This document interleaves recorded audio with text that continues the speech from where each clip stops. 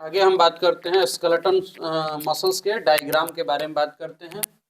तो ये है स्केलेटन मसल्स का डायग्राम।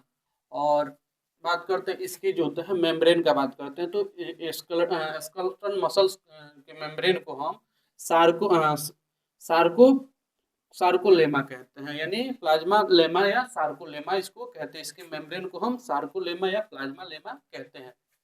अब बात करते हैं इसमें प्रेजेंट जो भी फ्लूइड होता है उसको साइटोप्लाज्म सेल में होता है।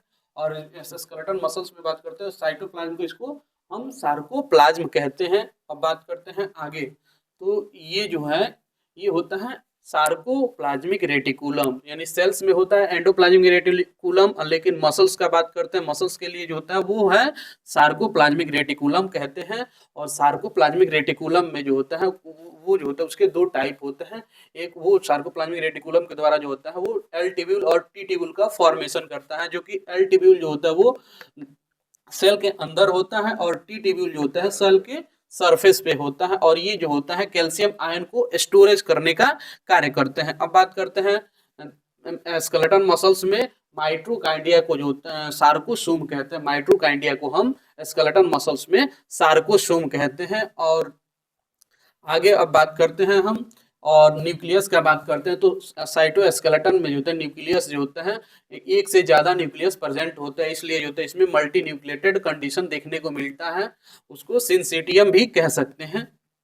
इसमें जो होता है मल्टी न्यूक्लिएटेड कंडीशन देखने को मिलता है स्केलेटन मसल्स में। अब बात करते हैं यहाँ पे। तो ये है न्यूरॉन। न्यूरॉन से जो होता है हमारा जो होता है रिस्पॉन्स सीएनएस के द्वारा जो होता है स्केलेटन मसल्स जब सीएनएस से उसको रिस्पॉन्स देता है तो वो जो होता है न्यूरॉन्स लेकर उसको रिस्पॉन्स को आते हैं। और जो होता है उसको हम मोटर मोटर न्यूरॉन कहते हैं। जो रिसेप्टर रिस्पॉन्स को लाने का कार्य करता है वो होता है मोटर न्यूरॉन्स जो होता है वो रिस्पॉन्स को लेकर आता है। और इसमें जो होता है ये इसके मेम्ब्रेन को न्यूरो ट्रांसमीटर कहते हैं। और ये जो होता है ट्रांसमिट करता है न्यूरो ट्रांसमीटर्स होता है। और इसके अंदर जो होता है वो एसिटाइल कोलिन जो होता है वो पाया जाता है। एसिटाइल कोलिन पाया जाता है। और ये जो होता है एसिटाइल कोलिन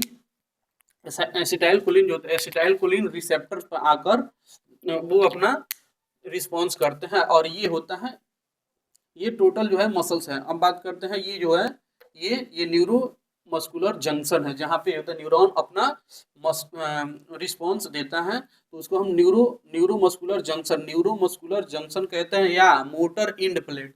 जहाँ पे ये मोटर न्यूरॉन लेकर आएगा रिस्पॉन्स को हम उसको न्यूरो मस्कुलर जंक्शन या मोटर इंड प्लेट कहते हैं। Thank you.